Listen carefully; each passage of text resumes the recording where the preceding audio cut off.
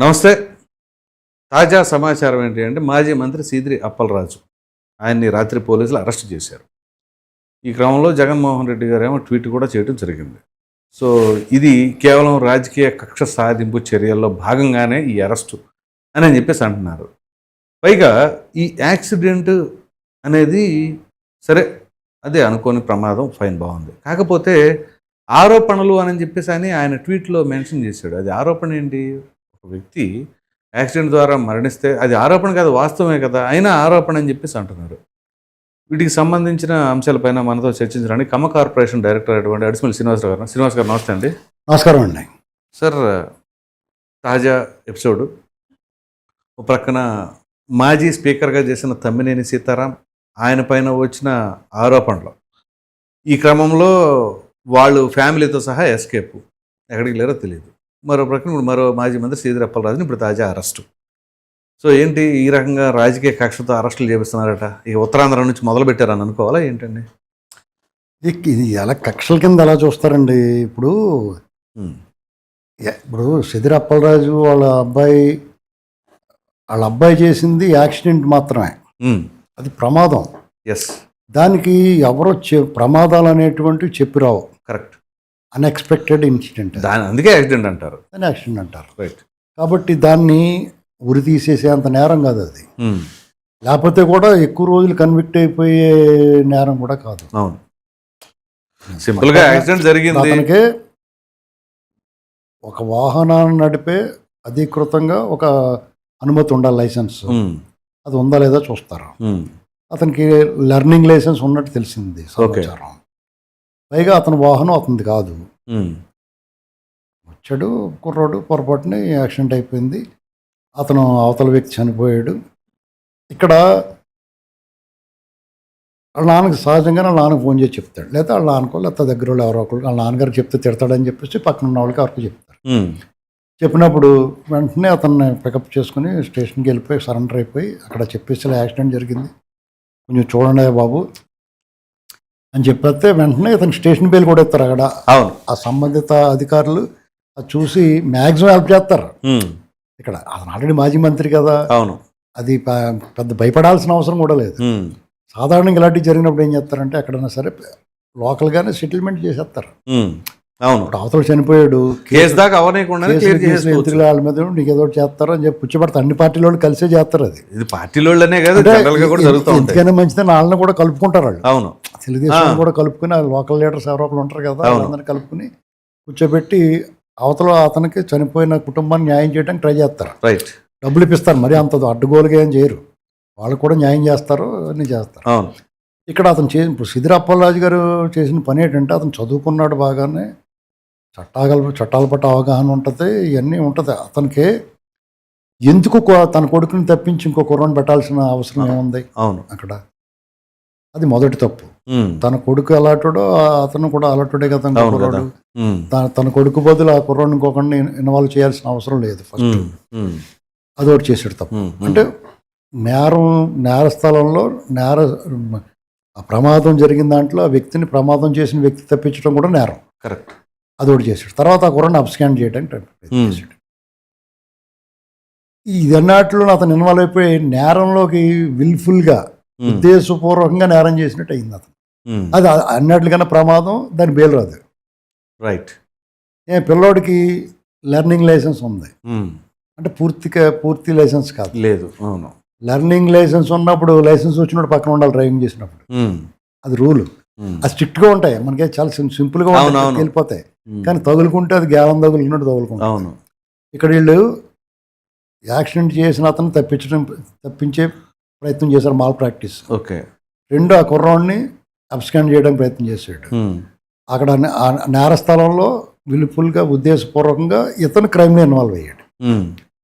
కాబట్టి వాళ్ళు తప్పించుకోలేరు. ఇప్పుడు మామూలుగా ఆ యాక్సిడెంట్ జరిగినప్పుడు ఆ కుర్రోడు వాళ్ళ తండ్రిగా, పెద్ద మనిషిగా బాధ్యత వహించి వాళ్ళని కూడా కౌరంపి అతనికి ఏమైనా వైద్యం బతుకుంటే వైద్యానికి మేము సహాయం చేస్తాం, కనీసం అతను వైద్య సహాయం అందే ప్రయత్నం కూడా చేయలేదు వాళ్ళు. అవును, అదే కదా జరిగింది. అలా వదిలేసిపోయారు. వీళ్ళు ఎస్కేప్ అవడానికి ప్రయత్నం చేశారు.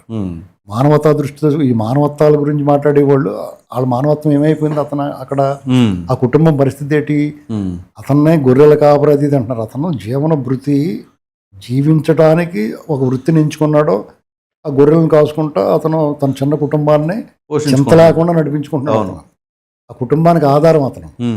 ఆ ఆధారమైనవాడు పోయిన తర్వాత ఆ కుటుంబం చల్లా చెదిరైపోదా. వాళ్ళ పరిస్థితి జగన్మోహన్ రెడ్డి గారికి బుద్ధి జ్ఞానం ఉంటే వాళ్ళ గురించి కదా మాట్లాడాలి. అవును, అసలు వాళ్ళకి అండగానే పడాలి. వాళ్ళకి కనీసం ఒక మాట మాత్రంగా కూడా వాళ్ళ గురించి మాట్లాడకపోవటం, వాళ్ళ పరిస్థితి ఏంటనేటువంటిది కూడా ఆలోచించాలి కదా. అవును, సిద్దిరి అప్పలరాజు గారు వాళ్ళ అబ్బాయి ఒకవేళ కేసు కట్టారు, జైల్లోకి వెళ్ళాడు, ఇవాళ కాదు రేపన్నా బెయిల్ వస్తే మళ్ళీ బయటకు వచ్చి వాళ్ళు పనులు చేసుకుంటారు. అవును, మరి ఆ కుటుంబ పరిస్థితి, వాళ్ళ కుటుంబం చల్ల చెదిరైపోయి వాళ్ళు మొత్తం జీవితం మారిపోద్ది. అవును, చిన్న పిల్లలు ఉన్నారు. అవును, చాలా చిన్న పిల్లలు. ఆ పిల్లోడు ఒంట్లో బాగా జ్వరం ఏదో ఉంటే రొట్టె తెచ్చి పెట్టమన్నాడు, బ్రెడ్ని వచ్చినట్టు తెస్తాడు ఇంటికి. అలా నానత్వం కోసం చూస్తూ ఉంటాడు అతను. అంతే కదా మరి. ఇప్పుడు వాళ్ళ అమ్మగారు ఎంత బాధపడింది, 1,00,000 2 లక్షలు ఇచ్చి మా కోడలు మీ ఇంట్లో రూపాయలే మా ఇంట్లో 10 మనిషి కానీ పెట్టుకుంటాం అంటే అమ్మాయికి ఎంప్లాయ్మెంట్ ఇచ్చినట్టు వాళ్ళు. అది గ్యారంటీ ఉందా? ఎన్నాళ్ళు ఉంటుంది గ్యారంటీ? అన్యాయం అండి. అన్యాయం చేసింది వాళ్ళు. అవును, ఆ కుటుంబాన్ని తెలిసి చేసినా తెలియక చేసినా కుటుంబం అతను చనిపోవడానికి కారకులు ఇళ్ళే కదా, ఇతనే కదా. దాన్ని మీరు తప్పించడానికి ప్రయత్నం చేసిన దాన్ని సమర్థించడం జగన్మోహన్ రెడ్డి గారిది 100% బ్లండర్. ఆ ధర్మాన ప్రసాదరావు మంత్రి చేసాడు, ఎమ్మెల్యే చేసాడు, ఉత్తరాంధ్రలో పెద్ద లీడర్ ఆయన కూడా వచ్చి ఇది అన్యాయం, దుర్మార్గం, అన్యాయం, అక్రమం అన్నట్టు మాట్లాడుతుంటే, తండ్రి కొడుకులు అరెస్ట్ చేసారు అని బాధపడిపోతుంటే అరెస్ట్ చేయకుండా ముద్దెట్టుకుంటారండి ఇందులో. వీళ్ళు ఏం మాట్లాడుతున్నారో అసలు ఇన్నాళ్ళు లేట్ అయిపోయింది అరెస్ట్కి అని చెప్పేసి ఊరు వాడ కోడే కూసేస్తుంది. క్యాడర్ అంతా గగ్గోలు పెడుతున్నారు. కూటమికి సంబంధించిన వాళ్ళందరూ కూడా వెక్కిరిస్తున్నారు ప్రభుత్వాన్ని. కరెక్టే. అక్కడ వాళ్ళతో కుమ్మక్కైపోయిన సీఎని కూడా పంపించారు. ఇవాళ అతనికి వేటు పడింది. అవును, ఆ పోలీస్ సిబ్బందికి మీద కూడా వేటు పడింది. అక్కడ ఎంతమంది దెబ్బైపోయారు. అక్కడ సింపుల్గా అతను ఆ యాక్సిడెంట్ జరిగిన దానికి ఇమీడియట్గా అతనికి ఒక అనాటేట్ని పిలిపించి అతను గాయపడిన అతన్ని హాస్పిటల్ పంపించి బతికినా చనిపోయినా అతనికి ఆ వైద్య సహాయం అందించి, అప్పుడు వైద్య సహాయం తర్వాత అతను అప్పుడు అతను వాళ్ళకైనా సహాయం చేసి అవును ఇతనికి స్టేషన్కి సరంటే కోర్టుకి వెళ్ళి కోర్టులు నడవాలి, న్యాయ పరిష్కారం లభించాలి. దీనికి డెఫినెట్గా వాళ్ళకి రావాల్సిన థర్డ్ పార్టీ ఇన్సూరెన్స్లు ఇవన్నీ వచ్చేలా చూసి పెట్టాలా. అదే కదా. అవన్నీ మానేసి కుర్రాన్ని తప్పించడానికి ప్రయత్నం చేసి తను తప్పించుకుందాం అనుకుంటే ఎలా తప్పించుకుంటాడో. దాన్ని జగన్మోహన్ రెడ్డి గారు చిన్నపిల్లాడు అంటాడు. ఇతను కర్మ అనేటువంటిది వదిలిపెడతా అంటారు చూడండి. ఇది చాలా వెరీ సింపుల్గా గోటుతో పోయిదాన్ని గొడ్డలా తీసుకున్నాడు అంటారు కదా. నేలను పోయి నెత్తిని రాసుకున్నాడు సిద్దిరి అప్పలరాజు. దీని అంతటికి కారణం ఏంటనుకుంటున్నారు? అతని కర్మ. ఉట్టు పున్నాన్ని అతను గాలికి పోయి కంప తగులుకున్నదంటే అతని కర్మే. అతని మాటలో అతని శాస్త్రలో అతనే మాట్లాడిన మాటలు ఉన్నాయి. ఏమన్నాడంటే ఒక వీడియోలో, నేను డాక్టర్గా 300 మందిని కాపాడాను, 10,000 మందిని కాపాడుంటాను, అలాగని చెప్పేసి నాకు చంపేసి హక్కు ఉంటుందా, నాకు చంపేస్తే ఊరుకుంటారా అని అతనే అన్నాడు. అలాగే అసెంబ్లీలో చంద్రబాబు నాయుడుకి అంత దారుణంగా మాట్లాడాడు. అవునవును, చాలా డిస్గస్టింగ్ స్టేట్మెంట్స్ ఇచ్చాడు. దానికి ఫలితంగా అతను మంత్రి వచ్చింది. అతను మాట్లాడిన ఫలితంగా ఇప్పుడు నీటికి నాచు తెగులు, నోటికి మాట తెగులు అంటారు. నీ నోరు జబ్బు ఉండకూడదు. నువ్వు మాట్లాడిన దాన్ని బట్టి నీకు జనంలో నీకు మాటల గౌరవం, మర్యాద అన్నీ ఉంటాయి. నువ్వు ఒకవేళ నువ్వు పరుషంగా మాట్లాడినా అవతల నువ్వు ఎవరి గురించి పరుషంగా మాట్లాడాడో దానికి అతను పూర్తిగా అర్హుడైతేనే నీ గౌరవం నిలబడద్ది. అవును, నువ్వు ఉట్టి పుణ్యాన్ని ఒక మంచి మనిషిని లేదా దారిపోయి పెద్ద మనిషిని నువ్వేదో నీకు అవకాశం ఉంది కదా నోటుకు వచ్చినట్టు మాట్లాడితే అప్పటికి అది సంచలనం అయి ఉండొచ్చు, కానీ అవతల మంచి మనిషి తాలూకు ఆ రిఫ్లెక్షన్ ఎలా ఉంటుందంటే అతను ఏమనలేకపోయినా అతను దాన్ని ఈజీగా తీసుకున్నా విధి అనేటువంటి తోటి ఉంటుంది. ఆ కర్మ నిన్ను వెంటాడద్ది. అది ఎలా వచ్చిందో చూడండి. ప్రమాదం కాస్త మెడకు చుట్టుకుంది. వాళ్ళు కావాలని ప్రతి ఒక్కళ్ళు ఆలోచించుకోవాలండి. ఇది చుట్టుకున్నాను ఎవరన్నా అంటే మీకు చూడండి, మీరైనా సరే మీరు ఎవరన్నా, నేను జీవితంలో కొన్ని విషయాలు చెప్తాను నేను మీకు, నా స్వీయ అనుభవాలు. నువ్వు బలవంతుడు అని, పెత్తనం అధికారం ఉందని, నీకు పలుకుబడి ఉందని, నీ హవా సాగుతుందని బలహీనుడి మీద ప్రదర్శన చేసిన ఒక మంచి మనుషులు, పెద్ద మనుషుల మీద వాళ్ళు తిరిగి అనటం లేదు కదా, నువ్వు మాట దురుసుగా మాటలు తూలినా నీ జీవితంలో మనశ్శాంతి ఉండదు, ఒక రకంగా కర్మ నిన్ను వెంటాడుతుంది. అది గుర్తుపెట్టుకోవాలి. ఎందుకంటే నేను చాలా క్రితం 40-45 ఏళ్ల క్రితం మా ఊళ్ళో, నాకు అప్పటికే నేను డిగ్రీ అయ్యింది నాకు. ఓకే. మా ఊళ్ళో టీచర్ ఉండేవారు. ఆ టీచర్కి ఒక తమ్ముడు ఉండేవాడు. ఆయనకి పోలియో వల్ల చెయ్య వీక్గా ఉండి ప్రాపర్ ఫంక్షనింగ్ ఒక చెయ్యే పనిచేసేది. సన్నంగా పీలగా ఉండేవాడు అతను.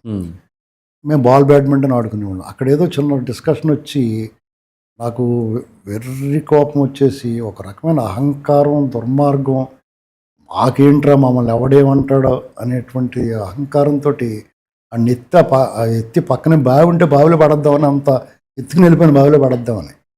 నిజంగా పాటించుంటే చచ్చిపోయాడు నేను జైల్లో పోతున్నప్పుడు. ఆ కోపం, పిచ్చి కోపం ఎవరో ఆపారు, ఆగాను. స్టిల్ ఇవాళకి నాకు అది వెంటాడుతూ ఉంటుంది పశ్చాత్తాపం. బలహీనుడు కదా నేను. ఇప్పుడు కదా చాలా నుంచి నేను దాదాపు ఒక 20 నాకు అది నేను మర్చిపోలేకపోతున్నాను. ఓకే. అతను నేను మీద దౌర్జన్యం చేశాను, నేను దుర్మార్గం చేశాను, అంత పాపం చేశాను. తర్వాత అతను నేను మా ఊరి నుంచి ట్రాన్స్ఫర్ అయిపోయి వెళ్ళిపోయి ఎక్కడున్నారో తెలియదు వాళ్ళు. తర్వాత నేను అదే వృత్తిలో ఉన్న మా ఊరు ఒక అతను, నేను ఇది నిజం కావాలంటే అతను నెంబర్ ఇస్తాను మాట్లాడు, అతన్ని అడిగి అది ఎక్కడున్నారో కనుక్కొని అతను నేను వెతికి పట్టుకుని అతనికి కూడా చెప్పాను, వాడికి సారీ చెప్పండి నేను ఎలాగ అతని కోసం వెతికిందని. తర్వాత అతను ఫోన్ నెంబర్ తీసుకుని అతన్ని క్షమాపణ చెప్పాను. ఓ నిజమా? తర్వాత 30 ఏళ్ళ తర్వాత అన్న సార్. ఓకే. అప్పుడే నాకు మనసు. ఇప్పుడు ఎక్కడ ఉన్నాడండి అతను? అతను మా జిల్లాలోనే తూర్పుగోదావరి కోరుకొండలోనే ఎక్కడ ఉంటున్నారు. ఓకే. ఓకే. అంటే నన్ను వెంటాడేసింది అది. మీకు మనశ్శాంతి లేదు? మనశ్శాంతి లేదు. నేను ఒక దౌర్జన్యం చేస్తాను.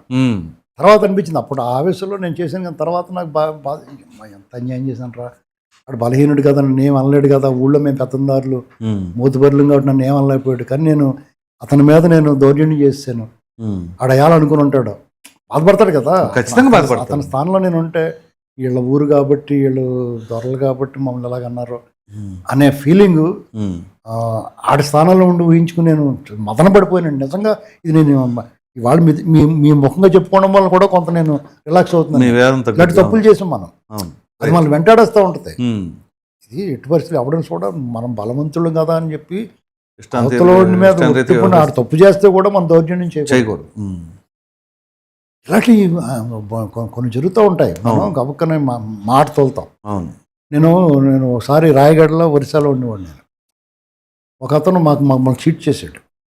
ఏదో చీటీలను డబ్బులు కట్టించుకుని కట్టడం మానేస్తాను. పట్టుకున్న తర్వాత నేను బూతులు తిట్టేశాను గబక్కన, నాకు వచ్చి రాని భాషలో ఒరియాలో. తర్వాత పక్కన ఉన్న తిట్టకూడదండి అని చెప్పాడు నాకు. అంటే మన సగం తెలిసి సగం అది అలాగే వెంటాడేసింది నన్ను. కాబట్టి మనం గబక్కన నోరు జారకూడదండి. ఇప్పుడు నేను జగన్ విమర్శిస్తాను, అతను అరుగుడు కాబట్టి అతను అనొచ్చు. ఓకే.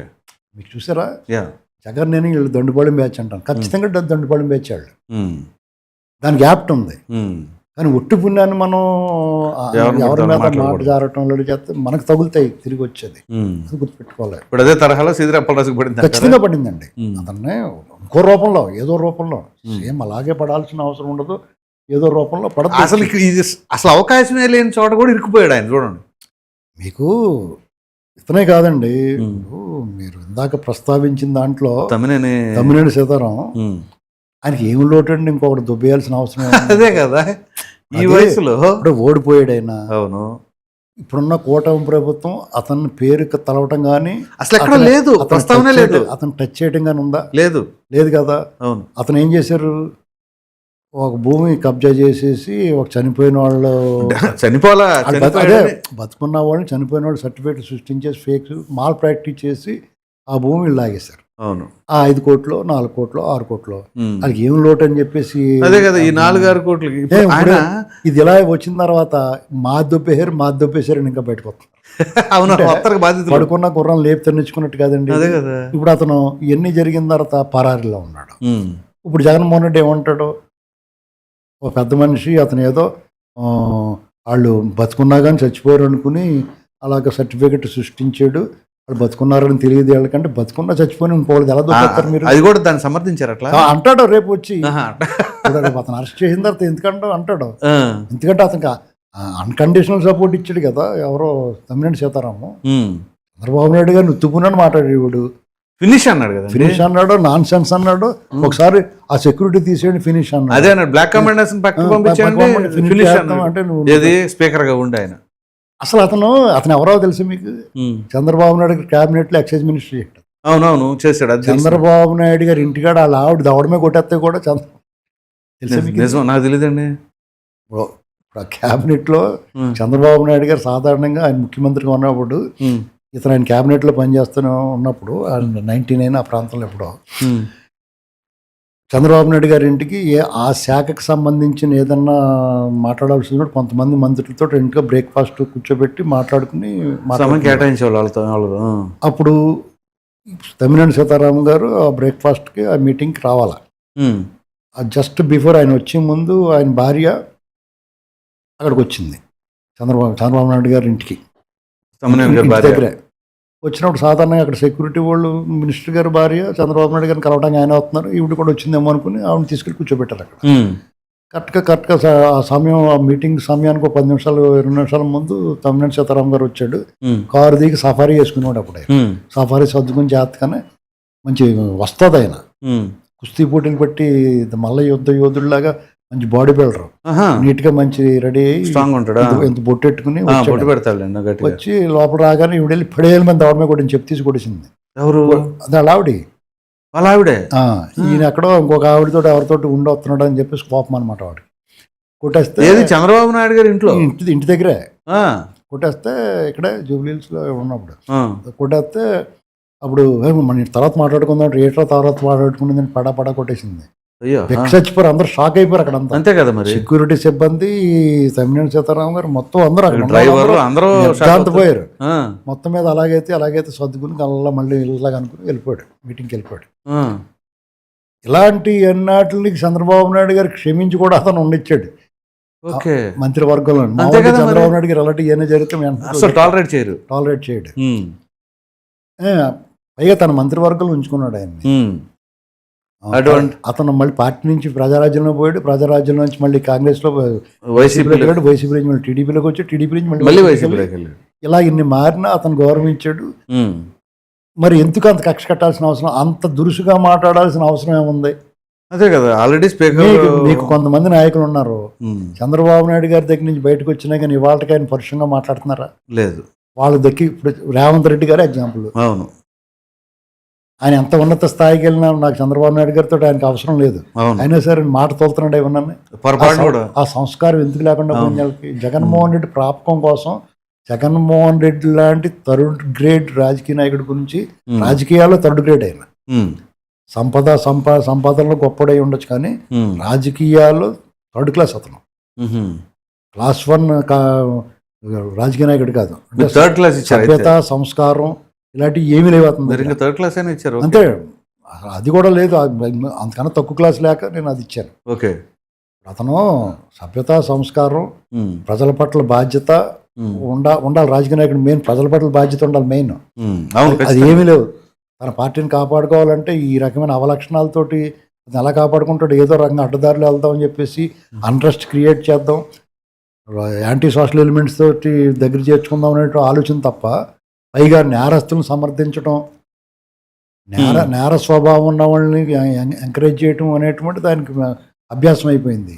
ఇప్పుడు చాలా విషయాల్లో అతను ఈ టైప్ వాళ్ళందరినీ సమర్థిస్తున్నాడు. అతను చైన్ స్నాచర్స్ని వాళ్ళని కంట్రోల్ చేస్తుంటే వాళ్ళకి సమర్థిస్తాడు. ఇలా ఎక్కడ పోతున్నాం మనం అంతా? ఇదంతా రాజకీయ నాయకుడికి ఉండాల్సిన లక్షణాలేనా? తమ్మినేని సీతారాం గారికి ఏం రోగం అని చెప్పేసి 5 కోట్ల గురించి ఇంకా ఇప్పుడు అతను అరెస్ట్ అవుతాడు. 40 ఏళ్ళ రాజకీయ ప్రస్థానం అంతా కూడా బూడిదల కోసం పన్నీరు. ఇప్పుడు ఇంకా అది చీటింగ్ కేసు కదా. డైరెక్ట్గా ఎస్పీ గారు వచ్చి అతను అడిగారు, ఒక విలేకరు, మీలాంటి విలేకరు, ఏమంటే ఇది సివిల్ మ్యాటర్ కదా, మీరు ఎలాగా అంటే ఇది సివిల్ మ్యాటర్ ఎలాగ వద్దయ్యా? ఇప్పుడు సాధారణంగా నీకు 1 ఎకరం భూమి ఉంది, పక్కన ఇంకో కొంచెం 10 సెంట్లు కలిపేసుకున్నావు అనుకో, నువ్వు ఇదేటైనా అది ఎలా కలిపేసుకుంటావు నువ్వు అని చెప్పి కోర్టుకి వెళ్ళి సివిల్ మ్యాటర్ అది. అవును, అంతేగాని ఆడు బతుకుండగానే ఆడు చచ్చిపోయినట్టుగా అది నువ్వు కలిపేసుకుని అది నువ్వు రాయించేసి ఫ్యామిలీ సర్టిఫికేట్ అవన్నీ సృష్టించేస్తే ఇది పెద్ద ఫ్రాడ్, మాల్ ప్రాక్టీస్, చీటింగ్ అన్నీ వచ్చేస్తాయి అందులోకి. రైట్. కాబట్టి వాళ్ళు తప్పించుకోలేరు. అంటే ఇప్పుడు ఈ ప్రభుత్వం నిజంగానే మంచి ప్రభుత్వం అనిపించుకుంటా సమయంలో సహనం పాటిస్తా, వీళ్ళ పట్ల కొంత ఉదాసీన నిర్లిప్తత వైఖరి ఉన్నా సరే మీరు అలా ఉంటే ఎలాగండి, మేమే దొంగోళ్ళు అని వాళ్ళు వచ్చి దొరుకుతున్నారు. వాళ్ళు వచ్చి దొరికిపోతాం. ఇప్పుడు వరకు జరిగిన అరెస్టులన్నీ అలాంటివే. అదే అంటుంది. మీకు పేరు ఈ ఎవరో జోగి రమేష్ అయినా, వంశీ అయినా, పేరు వీళ్ళందరూ అనేది కానీ అయ్యో ఎన్ని వాళ్ళంతరికి వాళ్ళ వస్తున్నారు తప్ప వీళ్ళు వెళ్ళి పట్టుకున్నది ఏముండట్లా యాక్చువల్లీ. వీళ్ళు ఉద్దేశపూర్వకంగా మీరు మామూలుగా వాళ్ళు చేసిన నేరాల మీద చర్యలు తీసుకోవడానికి కక్ష సాధింపు అంటారేమో అని ఊరుకుంటున్నారు. అవునవును. కేవలం దాని గురించే, వాళ్ళు పట్టుకోకూడదని, వాళ్ళు శిక్షించకూడదని కాదు. అవునవును. కక్ష సాధింపు అంటారో, లేనిపోని బెడదా, లా&ఆర్డర్ ఆర్డర్ ప్రాబ్లం క్రియేట్ చేస్తారో, వస్తుందేమో. పెట్టుబడులు రావాల్సిన సంధికాలంలో ఉన్నాం మనం. రాష్ట్రం బాగుపడి విధ్వంసానికి గాళ్ళు పెట్టాలి, విధ్వంసానికి వికాసానికి మధ్య సంధికాలంలో ఉన్నాం మనం. వికాసం వైపు వెళ్తున్నప్పుడు ఈ డిస్టర్బెన్స్ ఉండకూడదు, తర్వాత చూసుకుందాంలే అన్న లెక్కలో ఉన్నారు వాళ్ళు. రైట్. ఏంటండి ఇది పరిస్థితి. ఇలాంటి పరిస్థితుల్లో జగన్మోహన్ రెడ్డి గారు వాళ్ళకి ట్వీట్లు వేసి చాలా మంచివాడు బుజ్జిబాబు, అంతంత మాత్రమే ఇతను సౌమ్యుడు, అలాగన్న వాళ్ళందరూ కూడా పచ్చి దుర్మార్గులుగా ఉన్నారు. రైట్. అయితే దాని తర్వాత మీరు ఢిల్లీలో జంతర్ మంతర్ దగ్గర ఈ కాక్రోచ్ జనతా పార్టీకి సంబంధించి చూస్తున్నాం మనం 3-4 రోజులుగా, మామూలుగా లేదు. జగన్మోహన్ రెడ్డి గారు నిన్న ప్రెస్ మీట్లో కూడా అన్నారు, గతంలో ఒకసారి మాట్లాడారు, ఈ ఆంధ్రాలో కూడా కాక్రోచ్లోనే నేను ఒక కాక్రోచ్ అన్న తరహాలో మాట్లాడారు. మరి ఈయన ఆయన ఇప్పుడు కాక్రోచ్ అని ఆయనే చెప్పుకున్నారు కాబట్టి మరి ఆయన ఢిల్లీలో ఎందుకు ప్రత్యక్షం కాలేదంటారు? ఢిల్లీలో ప్రత్యక్షం అయితే అక్కడి నుంచి అక్కడే తిహార్ జైలుకి వెళ్తాడని భయం అయి ఉండొచ్చు. అంటే నేను అనేది ఏంటంటే, విద్యార్థుల ఉద్యమాన్ని నేను వ్యతిరేకించనండి. ఈ ప్రజాస్వామ్య దేశంలో ఎవరికైనా స్వేచ్ఛగా వాళ్ళ అభిప్రాయాన్ని చెప్పేది, నిరసన వ్యక్తం చేసేది రాజ్యాంగం కల్పించిన హక్కు. అది వెర్రితలలు వేయకుండా, శృతి మించకుండా చూసుకోవాల్సిన బాధ్యత, దాన్ని నాయకత్వం వహించిన బాధ్యత అది. అలాంటి అక్కడ పొరపాట్లు పోలీసుల మీద దాడి చేసిన పోలీసుల విధి ఏంటంటే, పరిస్థితులు అదుపు తప్పినప్పుడు లాఠీచార్జ్ చేస్తారు, అదుపు చేయడానికి ప్రయత్నం చేస్తారు. అది వాళ్ళ విధి. వాళ్ళకి వాళ్ళ అధికారాన్ని వాళ్ళని అడ్డుకోవడం నేరం అవుద్ది. అక్కడ ఆ ఘర్షణలో ఎవరికైనా గాయాలు తలగడం అంటే సర్వసహజం. దాన్ని ఏదో ఇదిగా చూపించకూడదు. పోలీసులు కూడా అక్కడ ఏం చేస్తారంటే, వాళ్ళు మిషన్ లాగా వర్క్ చేస్తారు. క్లియర్ చేయాలని కొట్టుకుంటూ పోతారు, అంతే. కరెక్ట్. అయినా సరే వాళ్ళు చాలా సహనం పాటించారు. కొంతమంది పోలీస్ అధికారులు కొంతమంది పిల్లలకి కొట్టడానికి చేతులు రాక వాళ్ళని కంట్రోల్ చేసి వాళ్ళని జాగ్రత్తగా బుజ్జగించడానికి ప్రయత్నం చేస్తే వాళ్ళే తిరిగి వెళ్ళి మీద దాడి చేశారు. లోపాలు ఇరుపక్షాలు ఉంటాయి. ప్రభుత్వం కూడా కిందకి దిగి రావాలంటే ఆ ప్రధాన మంత్రి గారు క్యాబినెట్ తప్పించుంటే అసలు ఇంత పంచాయతీ ఉండేది కాదు, రాజీనామా చేయమని అడుగుతున్నారు. అవును. వాళ్ళు చేస్తారో చేయరో, వాళ్ళు ఏం చెప్పారంటే దీన్ని పరిష్కారం చేస్తాం, దానికి సంబంధించిన అందరూ అరెస్ట్ చేస్తాం, ఇతనికి ఏం సంబంధం అన్నారు. ఇప్పుడున్న నడుస్తున్న కథ ఏంటంటే, లాల్ బహదూర్ శాస్త్రి గారి కాలం కాదు ఇది. ఏదైనా ఒక ఇన్సిడెంట్ జరిగితే దానికి సంబంధిత మంత్రి రాజీనామా చేసే రోజులు కాదు ఇది.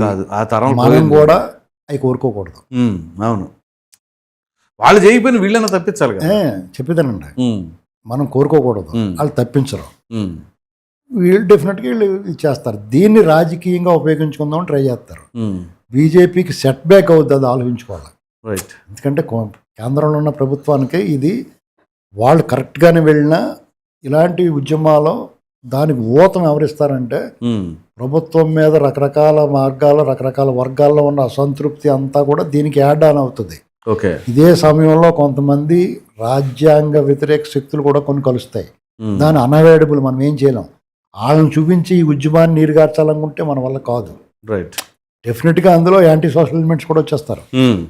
మనం ఇప్పుడు దేశద్రోహాలు కూడా కలిస్తే, కానీ మనం వాళ్ళని చూపించి అసలు ఉద్యమాన్ని అందరూ దేశద్రోహులు అవకాశమే ఇవ్వకూడదు. కాంట్రవర్సీ ఉంటుంది. అవునవును. కొంతవరకు మనకేం కనపడుతుంది అంటే, అక్కడ ఈ మతాల గురించి మాట్లాడాల్సిన అవసరం లేదు. అక్కడ రామాయణం గురించి, మతాల గురించి,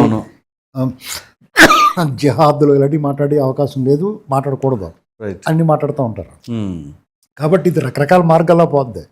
కాంగ్రెస్ మళ్ళీ ఇప్పుడు విడిగా మోడీ గారి ఇంటి ముందు ధర్నా అంటే, అక్కడ మళ్ళీ కాక్రోచ్ని పార్టీని సైడ్ చేయాలన్న ఆలోచన ఉంటుంది. కేంద్రంలో ఉన్న జాతీయ పార్టీ లక్షణం ఎలా ఉంటుంది అంటే, ఉంటే నువ్వు లేకపోతే ఏమంటాను, ఈ మధ్యలో ఎవరో వద్దు అనుకుంటారు వాళ్ళు. అదే లెక్కన పంచుకునే కేజ్రీవాల్ వాళ్ళని పక్క తోస్తారు. కేజ్రీవాల్ కూడా విమర్శిస్తున్నాడు దీన్ని. అవి ఉంటాయి. అయితే ప్రభుత్వం దీన్ని చక్కబెట్టాలి. ఈ దేశంలో యువత చాలా ప్రధానం. యువతకు ఆగ్రహం కలగకుండా చూసుకోవాల్సిన బాధ్యత ప్రభుత్వాల మీద ఉంది. అవును. యువతని ఎవరైనా ఇగ్నేట్ చేయొచ్చు, ఉమ్, దాన్ని అవకాశం ప్రభుత్వాలు ఇవ్వకూడదండి. ఇక జగన్మోహన్ రెడ్డి గారు నేను కాక్రోచ్ అన్నానంటే ఉమ్. ఖచ్చితంగా అతను మొదట కాక్రోచ్, లేత కాక్రోచ్ కాదు.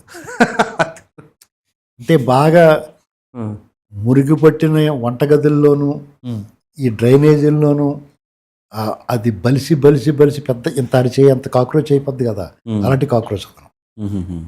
ఎందుకు అలాగా?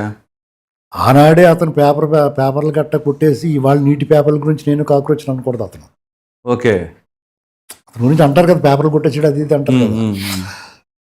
అది అంతవరకు నిజమో ఉంటుందో కానీ చాలా ప్రాచుర్యంలో ఉన్న అది ఇప్పటికీ పంజాగుట్టలో పోలీస్ స్టేషన్లో కేసు నమోదైంది అన్నారు కాబట్టి అతను ఆ పేపర్లు దొంగిలించాడన్న ఇదో ఆయన మీద ఒక నింద ఉంది. ఉమ్, కాబట్టి అతను ఇలాంటి కాక్రోచ్ నేను కాక్రోచ్ అని అతను ప్రకాష్ రాజు వీళ్ళు మాట్లాడకూడదు. ఉమ్, అర్థమైందండి. ఏదో కుర్రోళ్ళు చేసుకుంటున్నారో వాళ్ళకి వీళ్ళు మద్దతు ప్రకటించవచ్చు, వీళ్ళే వెళ్ళిపోయాడు కూర్చొని చేయక్కర్లేదు. ఉమ్. ఒక స్టేట్మెంట్ ఇస్తే చాలా అంత ప్రభావం చూపిస్తుంది. రైట్. జగన్మోహన్ రెడ్డి నేను కాక్రోచ్ని అనకుండా కాక్రోచ్లకి ఒక సపోర్ట్గా మాట్లాడాల్సింది. ఉమ్. మాట్లాడుంటే కాగల గారు ఇంక అందరూ తీరుస్తారన్నమాట. Okay. Okay. Right sir, thank you.